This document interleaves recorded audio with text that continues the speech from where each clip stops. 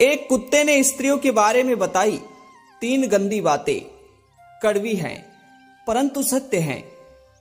दर्शक बंधुओं, आज का ये प्रसंग बड़ा ही ज्ञानवर्धक और बड़ा ही मार्मिक होने वाला है।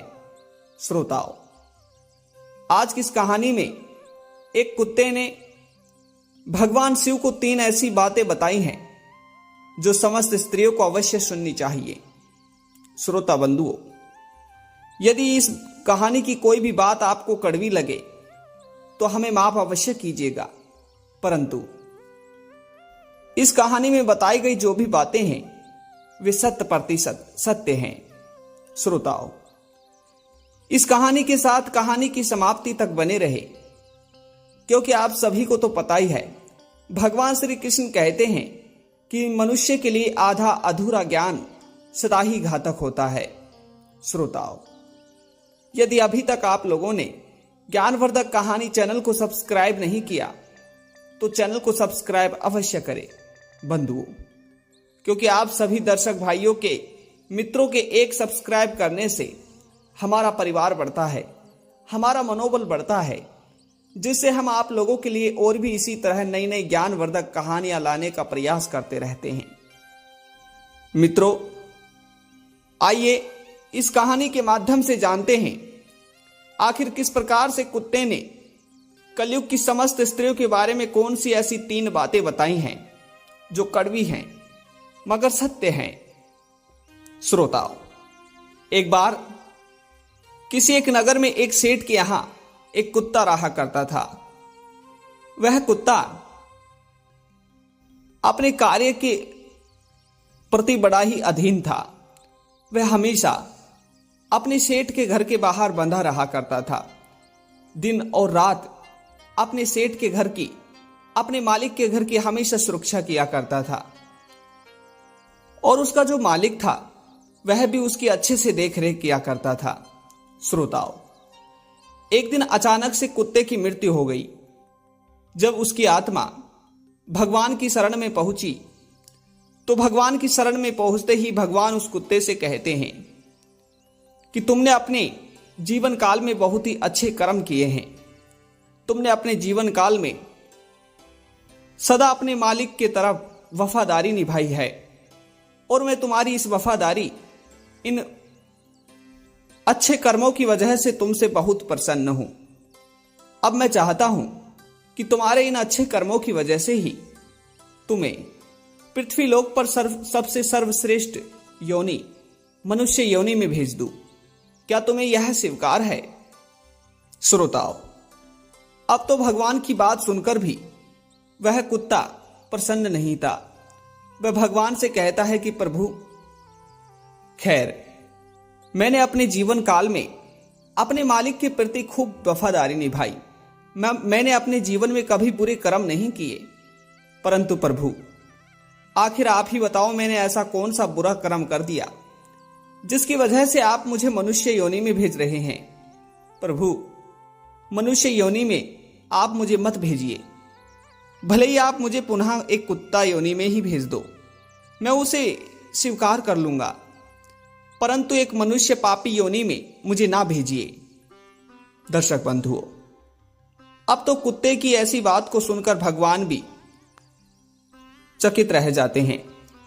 भगवान कुत्ते से कहते हैं, अरे तुम मूर्ख हो, तुम्हें पता नहीं कि पृथ्वी लोक पर सबसे सर्वश्रेष्ठ योनि मनुष्य योनि ही होती है, और मनुष्य योनि में जाने के बाद तुम अपने जीवन के सभी भौतिक सुखों को प्राप्त कर पाओगे। तुम अपने जीवन में हर सुख पा पाओगे, और तुम मनुष्य योनि में जाने से ही मना कर रहे हो। बताओ आखिर क्या बात है? दोस्तों, अब भगवान की बात सुनकर वह कुत्ता भगवान से कहता है, प्रभु, यदि आप सुनना ही चाहते हैं तो मैं आपको मनुष्यों के बारे में कुछ कड़वी बातें बताता हूं। इन बातों को बड़ा ही ध्यान से सुनिएगा, उसके बाद ही आप मुझे मनुष्य योनि में भेजने का निर्णय तय कीजिएगा।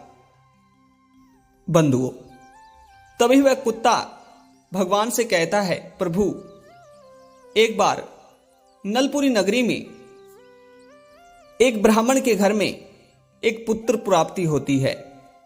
जब ब्राह्मण के घर में पुत्र प्राप्ति होती है तो प्रभु ब्राह्मण अपने उस पुत्र को अच्छे से बड़ा करता है, पाल पोसता है और उसे अच्छे से काशी के एक महादिव्य आश्रम में शिक्षा ग्रहण करने के लिए भेज देता है। दर्शकों, अब तो वह ब्राह्मण का पुत्र पूरे 12 वर्षों तक काशी में 12 ग्रंथों 18 पुराणों का ज्ञान प्राप्त करता है और एक महान संत बनकर 18 पुराणों का ज्ञानी बनकर, एक गाथा बनकर अपने राज्य में वापस लौटता है। परंतु वह एक संत तो बन गया, परंतु उसके मन में अपने ज्ञान के अधीन बड़ा ही स्वाभिमान था। दोस्तों, अब जैसे ही वह उस ज्ञान को प्राप्त कर कर अपने गांव आता है तो आते ही वह सर्वप्रथम अपने पिता के पैरों को छूता है।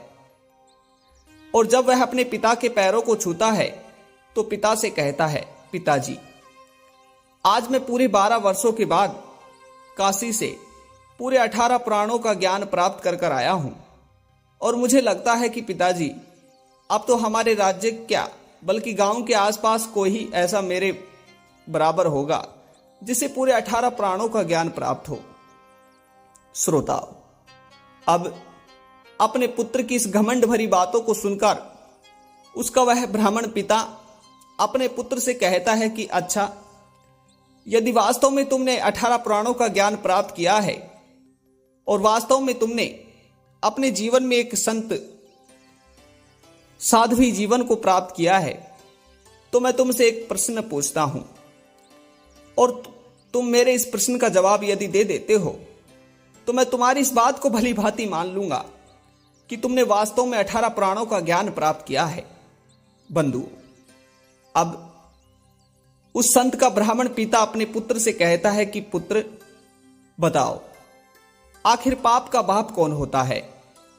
यदि तुमने वास्तव में 18 पुराणों का ज्ञान प्राप्त किया है तो तुम इस प्रश्न का जवाब भली भांति दे दोगे। श्रोता बंधु, अब अपने पिता के इस प्रश्न को सुनकर वह अपने पिता से कहता है कि पिताजी, मैंने पूरे 12 वर्षों के भीतर 18 पुराणों का ज्ञान पढ़ा है, हर तरह के वेद और ग्रंथ पढ़े हैं, शास्त्र पढ़े हैं पिताजी, परंतु मैंने कभी अपने जीवन में इस पाप के बाप के बारे में नहीं पढ़ा। परंतु कोई बात नहीं, मुझे आज रात्रि का समय दीजिए, मैं अवश्य ही इसका हल निकाल लूंगा।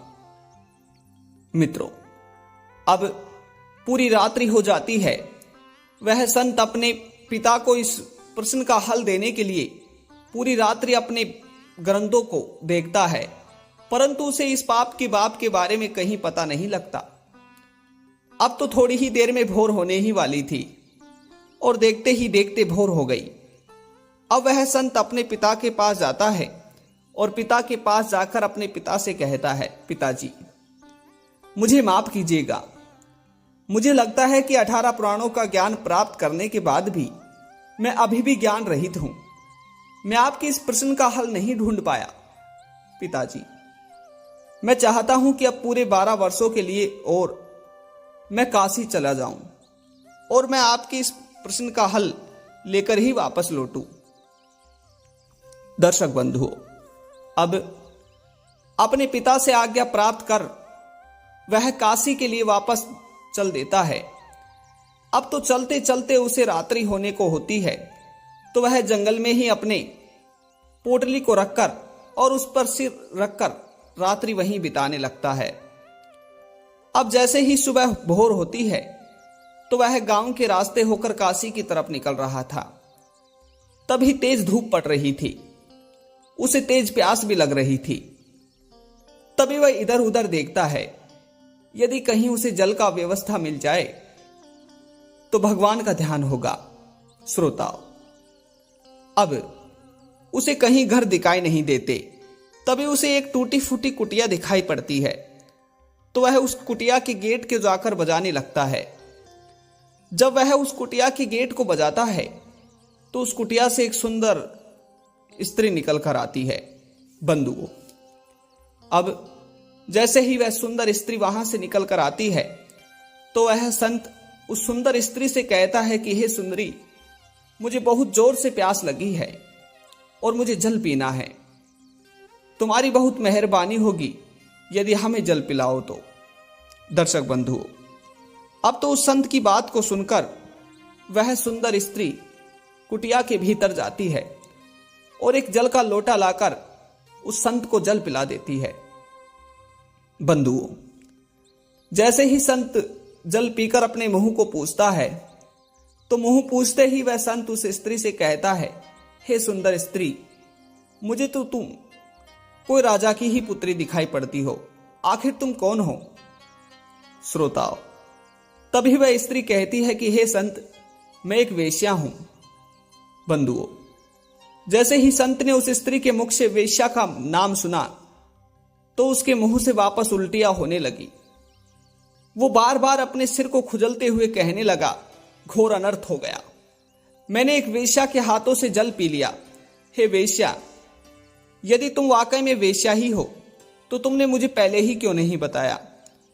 क्या तुम इतनी मूर्ख हो, तुम्हें पता नहीं मैं एक संत हूं और संत कभी वेश्या के हाथों से जल नहीं पीते। तुमने तो आज घोर पाप करवा दिया। श्रोता बंधुओं, तभी वह वेश्या स्त्री उस ब्राह्मण के पैरों में गिरकर माफी मांगने लगती है और लाख बार कोशिश करने पर वह ब्राह्मण संत उसे माफ कर देता है। श्रोताओं, अब वह वेश्या स्त्री उस ब्राह्मण से कहती है कि हे गुरुवर, आप कहां जा रहे हैं? मुझे तो बड़े ही परेशान दिखाई पड़ते हैं। तभी वह संत उस वेश्या स्त्री से मुंह मोड़कर कहता है, मैं काशी ज्ञान प्राप्त करने के लिए जा रहा हूं और अपने पिता के एक सवाल का हल लेने के लिए जा रहा हूं, परंतु तुम्हें उससे क्या? बंधुओं, तभी वह वेश्या कहती है, अच्छा, यदि आप अपने पिता के द्वारा पूछे गए सवाल का हल लेने के लिए जा रहे हैं तो आप मुझे उस प्रश्न के बारे में बताइए। क्या पता आपके उस प्रश्न का जवाब यही मिल जाए। दोस्तों, तभी वह संत जोर जोर से हंसता हुआ उस वेश्या से कहता है, तुम कितनी मूर्ख हो, तुम्हें पता नहीं कि मैं एक संत हूं और मैंने पूरे 12 वर्षों तक 18 प्राणों का ज्ञान प्राप्त किया है और मेरे पिता के द्वारा पूछा गया प्रश्न मैं स्वयं नहीं बता पाया तो तुम बता ही कैसे दोगी? तुमने कब पुराण पढ़े हैं? तुम्हें क्या ज्ञान है? यदि तुम्हें ज्ञान होता ही तो तुम एक वेश्या होते हुए एक संत को जल नहीं पिलाती। दर्शक बंधुओं, तभी वह वेश्या उस संत से कहती है, हे प्रभु, हे गुरुवर, बताइए आखिर कौन सा प्रश्न था? तभी वह संत उस वेश्या स्त्री से कहता है, सुनो, मेरे पिता ने मुझसे पूछा था आखिर पाप का बाप कौन होता है? चलो अब तुम ही बता दो, आखिर पाप का बाप कौन होता है? दर्शक बंधुओं, अब जैसे ही वह वेश्या स्त्री इस प्रश्न को सुनती है तो वेश्या स्त्री उस संत से कहती है, हे संत, ठीक है, मैं आपके इस प्रश्न का जवाब अवश्य दूंगी। इस प्रश्न का हल मेरे पास है। अब आपको काशी जाने की कोई आवश्यकता नहीं है। मैं आपके इस प्रश्न का हल यहीं निकाल लूंगी, परंतु इसमें मेरी एक शर्त है। मुझे आप बड़े ही परेशान दिखाई पड़ते हो। मुझे लगता है कि आपने भोजन भी नहीं किया। सर्वप्रथम आप यहीं स्नान कर कर भोजन करिए, तभी मैं आपको आपके इस प्रश्न का हल दूंगी। श्रोता बंधु, अब तो वेश्या के ऐसे कहने पर वह संत वेश्या से कहता है, अरे वेश्या, अब इतनी भी शरीफ ना बनो। तुम एक वेश्या हो और भला मैं तुम्हारे घर स्नान कर कर भोजन कैसे कर सकता हूं? ये तो मेरी नीति और मेरे पाप लगने का कार्य होगा। मैं ऐसा कार्य कदापि नहीं करूंगा। श्रोताओं, तभी वह वेश्या कहती है, हे संत, मेरे पास बहुत अधिक धन है। यदि तुम यहां पर स्नान कर कर भोजन करोगे तो मैं तुम्हें 5 सोने की मुद्रिकाएं दूंगी। यदि आपको स्वीकार हो तो बताइए। दर्शक बंधुओं, अब तो संत अपने मन ही मन सोचने लगता है, चलो सही बात है, मुझे अपने पिता के द्वारा पूछे गए सवाल का हल चाहिए था, वह यह स्त्री बता ही देगी। और अभी मुझे भूख भी लग रही है, मैं भोजन भी कर लेता हूं। दोस्तों, तभी वह संत उस स्त्री से कहता है, चलो ठीक है, परंतु मेरी भी एक शर्त है, मैं तुम्हारे हाथों का भोजन नहीं खाऊंगा, मैं अपना भोजन स्वयं ही बना लूंगा, परंतु तुम अपने घर का सामान मुझे दे दो, मैं स्वयं ही भोजन बनाकर खा लूंगा। दर्शक बंधुओं, अब तो इतना कहने के बाद ही वह संत झट से जाकर वेश्या के घर के पीछे की नदी में कूदकर स्नान कर लेता है और पुनः वेश्या के घर आकर वेश्या के घर में से सामान निकालकर अपना भोजन बनाने लगता है। बंधुओं, तभी जोर की तेज गर्मी पड़ रही थी और उस संत के शरीर में बहुत पसीना निकल रहा था। तभी वह वेश्या उस संत से कहती है कि हे संत, मुझे लगता है कि आपको बहुत गर्मी लग रही है, यदि आपकी इच्छा हो तो क्या मैं आपका भोजन बना सकती हूं। दोस्तों, अब तो यह सुनकर संत को बहुत क्रोध आ गया और संत उस वेश्या से कहने लगा, ओह वेश्या, अब तुम इतना सिर पर ना चढ़ो, तुम इस बात को मत भूलो कि तुम एक वेश्या हो और मैं तुम्हारे हाथों से भोजन कर कर अपवित्र नहीं होना चाहता। दर्शक बंधु, अब तो ऐसा कहते ही वेश्या उस संत से कहती है, हे गुरुवर, आप तो एक संत हैं और कहते हैं कि संत भगवान का रूप होते हैं और भगवान के लिए तो सभी तरह के मनुष्य बराबर होते हैं, समान होते हैं और इसमें आपका ही फायदा होगा। मैं आपको भोजन बनाने के लिए भी 5 सोने की मुद्रिकाएं दूंगी।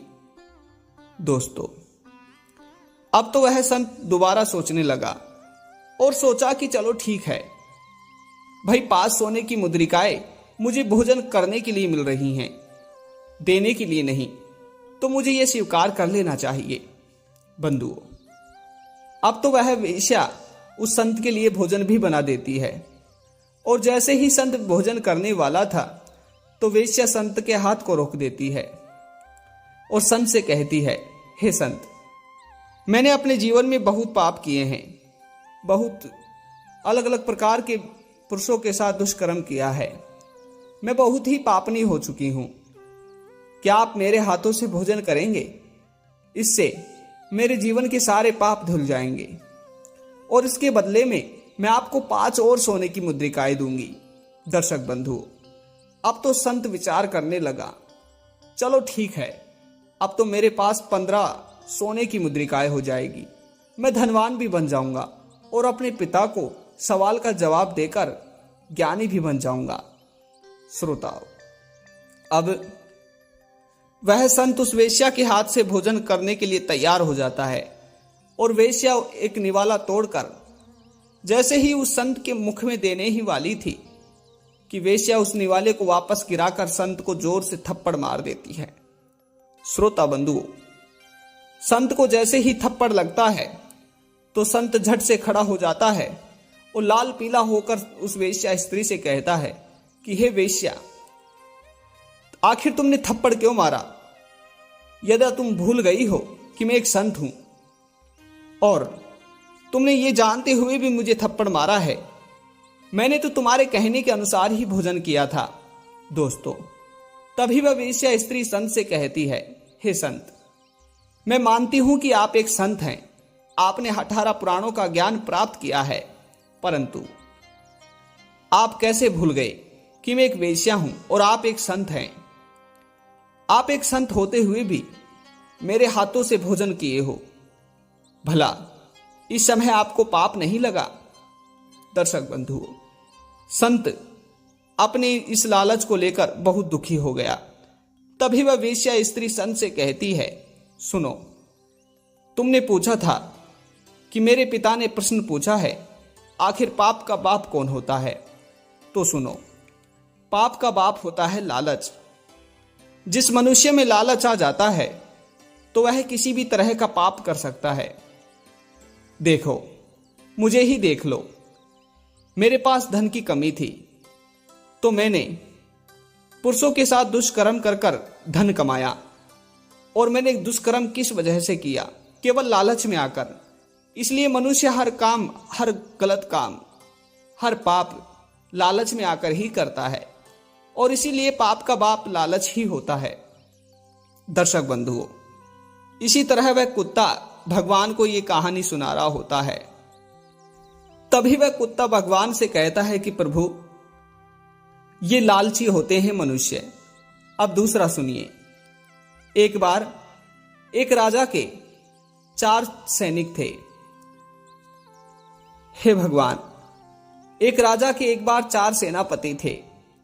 तो राजा एक दिन अपने चारों सेनापतियों से कहता है कि चारों ही सेनापति चारों अलग अलग दिशा में चले जाओ और चारों अलग अलग दिशाओं में जाकर अलग अलग तरह के फल तोड़कर और एक बड़े थैले में भरकर लाओ। दर्शक बंधुओं, अब तो उस राजा के चारों ही सैनिक, वे सेनापति चारों अलग अलग दिशाओं में चले जाते हैं और चारों ही एक एक थैला लेकर फल तोड़ने के लिए चल देते हैं।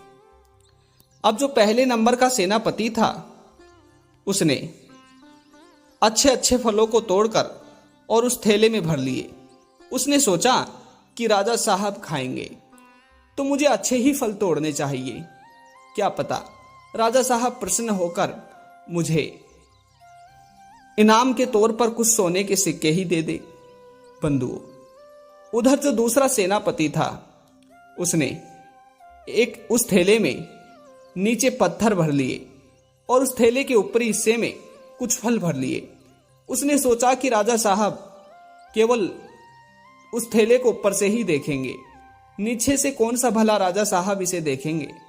दर्शक बंधुओं, और वो जो तीसरा सेनापति था, उसने उस थैले में सड़े भूसे और गंदे फल भर लिए, क्योंकि उससे मेहनत नहीं हो जा रही थी।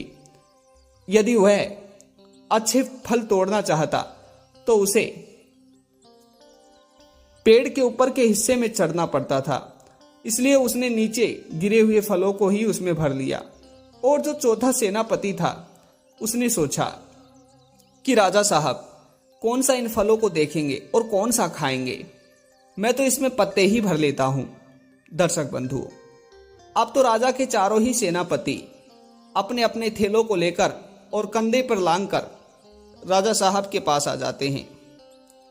राजा साहब उन चारों ही सेनापतियों की परीक्षा लेने के लिए 4 अलग अलग कैद खानों में उन्हें कैद करवा देते हैं और कहते हैं कि तुम चारों को 1 महीने तक इस थैले में भरे हुए फलों को खाकर ही गुजारनी है।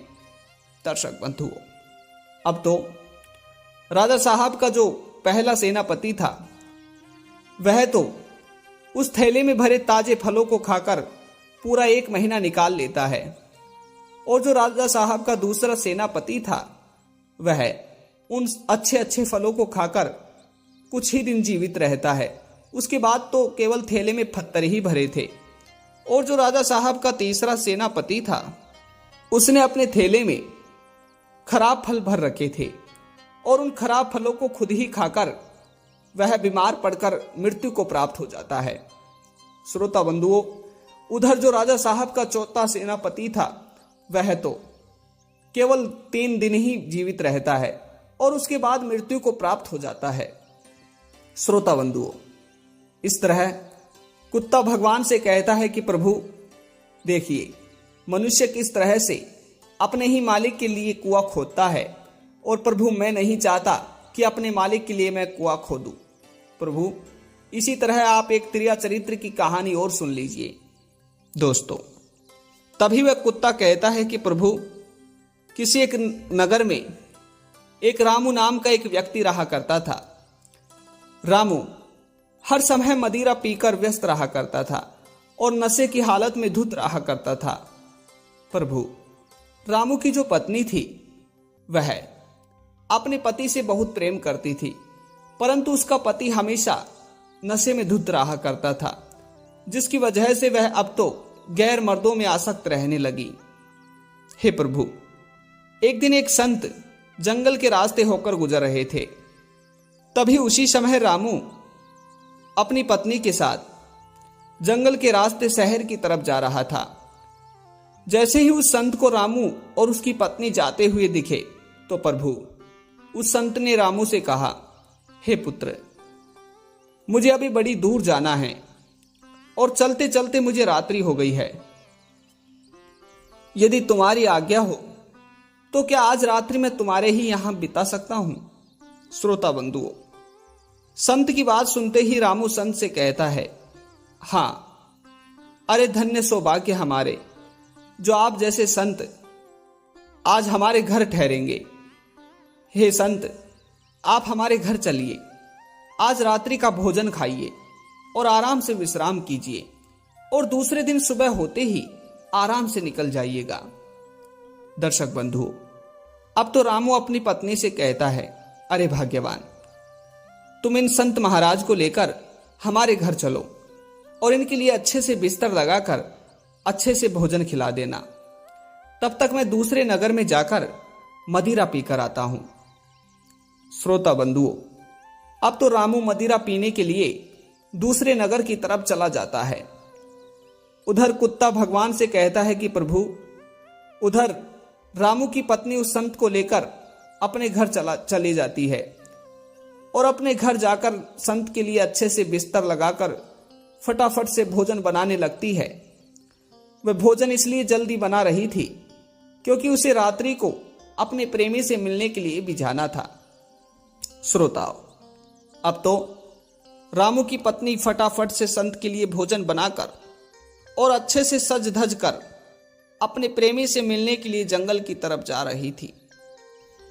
तभी रामू की पत्नी देखती है कि सामने से रामू नशे की हालत में धुत होकर दौड़ा चला आ रहा है।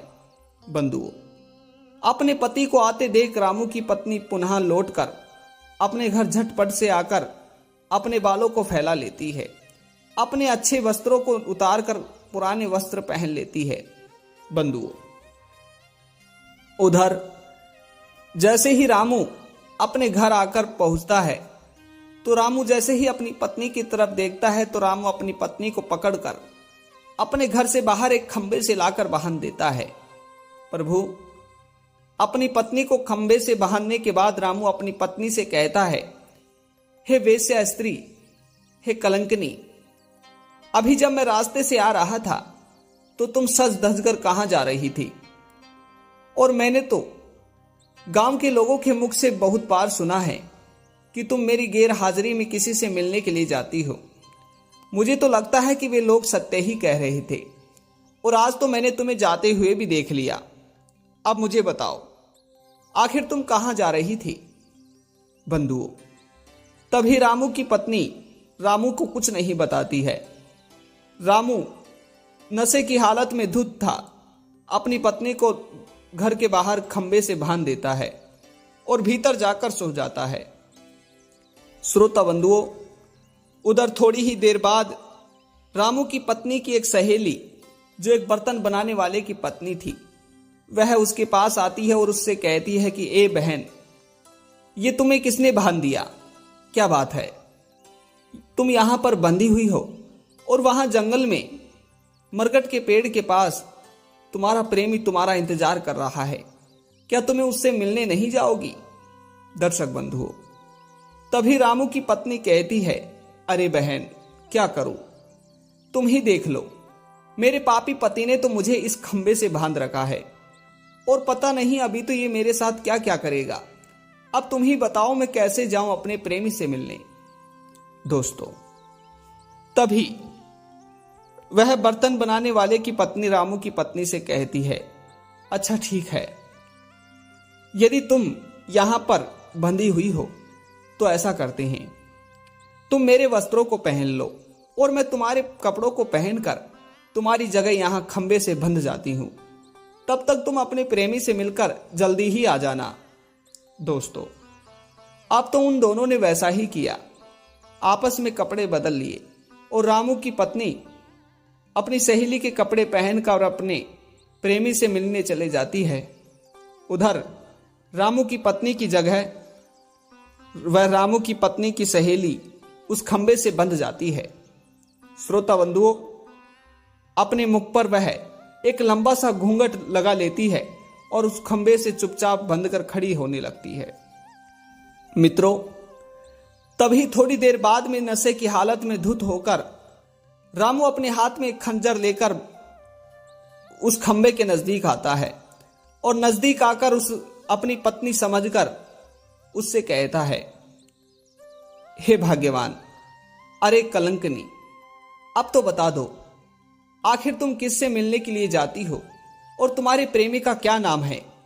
यदि तुमने आज नहीं बताया तो मैं तुम्हारा सिर और तुम्हारी नाक दोनों ही काट दूंगा। दोस्तों, अब तो वह बेचारी धर्म संकट में पड़ चुकी थी। आखिर वह बोले तो बोले कैसे? यदि वो बोलेगी तो रामू को उसके बारे में सच्चाई पता चल जाएगी। तो उसने चुप रहना ही बुद्धिमानी समझी और वह कुछ नहीं बोली। अब रामू के बार बार पूछने पर भी जब उसे कोई जवाब नहीं मिला तो उसने गुस्से में आकर अपनी पत्नी समझकर उसकी नाक काट दी। दोस्तों, नाक काटने के बाद में वह जाकर वापस अपने कमरे में सो जाता है। उधर वे संत वही कक्ष में बैठे बैठे सारे नजारे को देख रहे थे। श्रोता बंधुओं, थोड़ी देर बाद में रामू की पत्नी जब वापस अपने प्रेमी से मिलकर आ जाती है तो आते ही वह देखती है कि उसकी सहेली की उसके पति ने नाक काट दी। मित्रों, तभी वे आपस में वापस पुनः कपड़े बदल लेते हैं और उसकी जो सहेली थी, बर्तन बनाने वाले की पत्नी, अब वह अपनी नाक को पकड़कर बेचारी अपने घर चले जाती है। उधर रामू की पत्नी पुनः अपने खंबे से बंध जाती है और थोड़ी ही देर बाद जब रामू वापस आता है तो रामू अपनी पत्नी से कहता है कि अरे कलंकनी, अब तो मैंने तुम्हारी नाक भी काट दी है, इतनी भी बेशर्म ना बनो। और बताओ, आखिर तुम कहां जा रही थी? श्रोता बंधुओं, तभी रामू की पत्नी एक अच्छा सा ढोंग रच देती है। वह अपने सिर को आसमान की ओर देखकर और भगवान से कहती है कि हे प्रभु, आज मेरे पति ने मेरी नाक काट दी है और यदि मैं वास्तव में पतिव्रता हूं और वास्तव में मैं एक कलंकनी स्त्री नहीं हूं तो मेरी कटी नाक वापस लग जाए। दर्शक बंधुओं, इतना कहते ही वह अपने सिर से उस घूंघट को हटा देती है और रामू देखता है कि वास्तव में उसकी पत्नी की नाक तो बिल्कुल नहीं कटी हुई है। बंधुओं, यह देखकर रामू उसे एक चमत्कार समझ लेता है और अपनी पत्नी के पैरों में गिर पड़ता है। दर्शक बंधु, अब तो इस सारे त्रिया चरित्र के जाल को वे संत वहां बैठे बैठे देख रहे थे। तभी वे संत सुबह भोर होने का इंतजार करते हैं और मित्रों, उधर जो बर्तन बनाने वाले की पत्नी थी वे अपनी नाक को पकड़कर रसोई घर में बैठी हुई थी। तभी उसका पति बर्तन बनाने के लिए अपनी दुकान पर जाने ही वाला था तो वह अपनी पत्नी से कहता है, अरे भाग्यवान, मैं दुकान पर जा रहा हूं, जरा तुम्हारे पास रखा हुआ वह खंजर तो घटाना। मित्रों, तभी उसकी पत्नी उस खंजर को अपने बाएं हाथ से अपनी पति की तरफ फेंक कर मारती है। उसे अपनी पत्नी का यह व्यवहार अच्छा नहीं लगा तो उसने अपनी पत्नी की तरफ वापस उस खंजर को फेंक कर मारा। दर्शक बंधु, अब तो वह खंजर अब उसकी पत्नी को लगा भी नहीं, परंतु उसकी पत्नी ने तो वह त्रिया चरित्र का जाल रच दिया। वह जोर जोर से चिल्लाने लगी और कहने लगी कि बचाओ बचाओ, मेरे पति ने मेरी नाक काट दी, हे प्रभु, अब क्या होगा? दोस्तों, अब तो लोग उस बर्तन बनाने वाले को पकड़कर राजा साहब के सामने ले गए। राजा साहब के सामने ले जाते ही राजा साहब ने उसे फांसी की सजा सुना दी। मित्रों, तभी पास से वे संत गुजर रहे थे तो संत ने राजा साहब को सारी बात बताई। तभी राजा साहब ने रामू और रामू की पत्नी को बुलाकर और साथ ही उस बर्तन बनाने वाले की पत्नी को फांसी की सजा सुना दी। मित्रों, तभी उस बेगुनाह की जान बचाकर वे संत पुनः अपने काशी की तरफ लौट गए। दोस्तों, तभी वह कुत्ता भगवान से कहता है कि प्रभु, इस तरह मनुष्य बहुत ही घोरी हो चुके हैं और मैं ऐसे लोगों के जीवन को कदापि नहीं जीना चाहूंगा। प्रभु, आप मुझे मनुष्य ना बनाइए। और प्रभु, मनुष्य योनि में कलयुग की स्त्रियों की ये 3 आदतें गंदी होती हैं जो स्त्रियां चरित्रहीन होती हैं। प्रभु, पहला, चरित्रहीन स्त्रियां लालच अधिक करती हैं। प्रभु, दूसरा, चरित्रहीन स्त्रियां अपने पति और अपने पति के घर वालों का सम्मान नहीं करती। प्रभु तीसरा, चरित्रहीन स्त्रियां अपने कुटुंब और अपने परिवार का नाश होते हुए अपनी खुली आंखों से देख सकती हैं। किसी ने सत्य ही कहा है कि जब बादल तेज काली गठाओं से घिरा हो, जब आसमान में तारे ना हो, जब आधी रात्रि का समय हो, तो ऐसा समय चरित्रहीन स्त्रियों के मन का होता है। दर्शक बंधुओं, ये कहानी आप सभी श्रोता बंधुओं को कैसी लगी कमेंट बॉक्स में अवश्य बताइएगा। और एक बार पुनः मिलते हैं ज्ञानवर्धक और मोटिवेशनल कहानी के साथ। तब तक आप सभी श्रोता बंधुओं का बहुत बहुत धन्यवाद। जय श्री कृष्णा। राधे राधे।